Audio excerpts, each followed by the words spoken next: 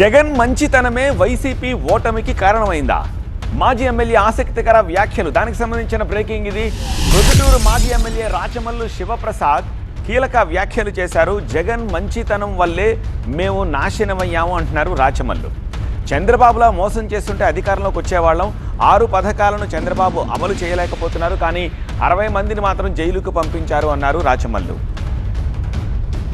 ఈ రాష్ట్రంలో ఉండే అన్ని డిస్టరీస్ కూడా చంద్రబాబు నాయుడు ప్రభుత్వంలోనే అనుమతి ఇచ్చినట్టే.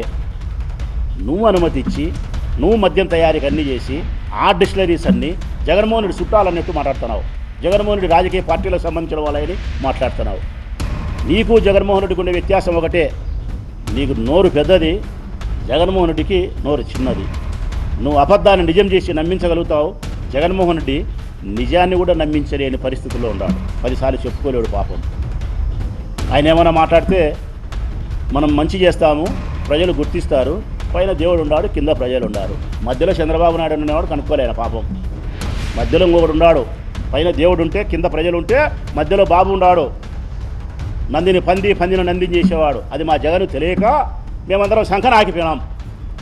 మా జగన్ మంచితనం వల్లనే మేము ఇట్లా అయిపోయినాం. మేము మా జగనే కానీ చంద్రబాబు నాయుడు మాదిరి షెడ్యూడ్ ఏంటే, ఇట్లా అబద్ధాలు చెప్పగలిగిన మనిషి ఏంటే, సంస్కరణ దిశ కాకుండా ప్రజల యొక్క వ్యసనాన్ని బలహీనతను ఆసరాగా చేసుకునేవాడేంటే, పవర్ కోసం డబ్బు కోసమే ప్రాకులాడేవాడేంటే, మేము మళ్ళీ పవర్లో ఉండింది.